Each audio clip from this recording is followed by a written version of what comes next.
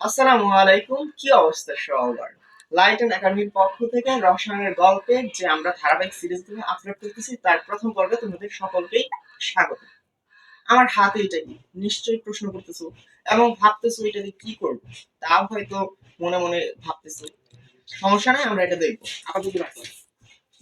আমাদের বোর্ডে দুইটা লেখা দেখতে পাচ্ছি, একটা হচ্ছে ব্যাপন আর একটা হচ্ছে কি মিশ্রণ।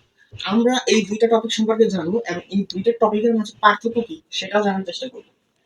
ব্যাপনের সংজ্ঞায় যদি আসি, সেই সংজ্ঞা বলতেছে কোন পদার্থ, সেই পদার্থ কঠিন হতে পারে, তরল হতে পারে অথবা বায়বীয় হতে পারে, স্বতঃস্ফূর্ত এবং সমানভাবে যদি ছড়ায় পড়ে সেই প্রক্রিয়াকে আমরা কি বলবো? ব্যাপন বলবো। আর নিঃসরণ বলতেছে সরু চিত্রপথে।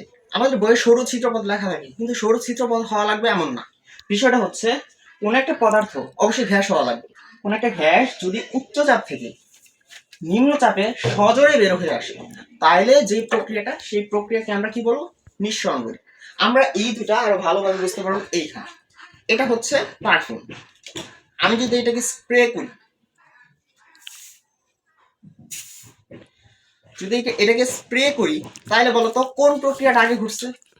অবশ্যই আন্দাজ করতে পারতেছি, নিঃসরণ। কিভাবে?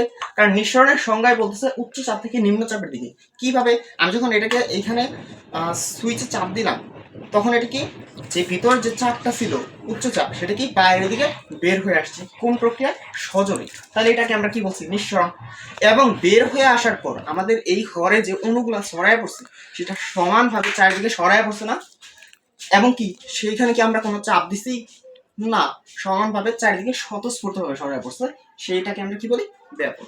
আশা করি আমাদের নবম দশমের শ্রেণী ব্যাপন এবং নিঃসরণের যে টপিকটা সুন্দরভাবে বুঝতে পারছি। সকলকে ধন্যবাদ।